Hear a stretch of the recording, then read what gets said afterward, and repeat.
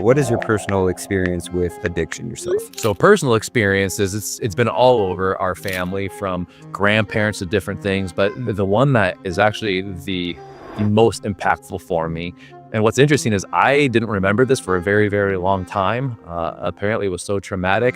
My brain did some brilliant things to cover it up. But when I was about 8 years old, my aunt came to live with us because she had just gotten either kicked out or left one of the rehab facilities. This was back in the 80s.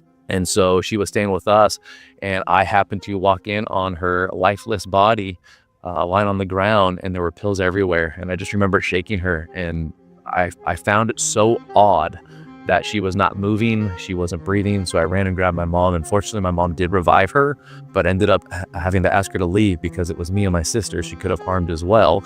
And then a few months later, same thing happened and she died. So at a very young age, addiction took our family from us. And that's one of the main reasons why I started doing what I do, is because it is 100% avoidable. And going through that pain, and she was one of my favorite people, actually. She was a kid at heart. And that's one of the other things that I see with a lot of people suffering, is they're such beautiful, wonderful, genuine, fun and playful individuals. But the addiction has taken so much of that away. And so once you remove the part that fuels the addiction, they get to be themselves again. And that really draws me to the recovery part of this. So that's what got me involved. What about with you personally yourself? Have you ever struggled with having addiction yourself to anything? Oh, I don't struggle with anything in life. That's a joke. Well, because of that, I was so terrified of trying anything, knowing that it killed my aunt and that it would kill me. So I thought I was kind of immune from pain and trauma in life, what really is really ignorant. So I found ways to stuff and sedate outside of drugs and alcohol that equally really destroyed my life. And so at my lowest point, I remember it was right around the end of college.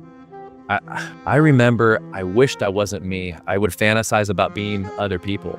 Life was so painful. I thought if I was just born somebody else, I would have been so much better. And as that continued, it eventually became, I just wish I wasn't here or born at all. And I don't think it was that I wanted to die. It was that I didn't want to go on a living with that kind of pain. And so I became severely depressed, clinically depressed, and eventually suicidal.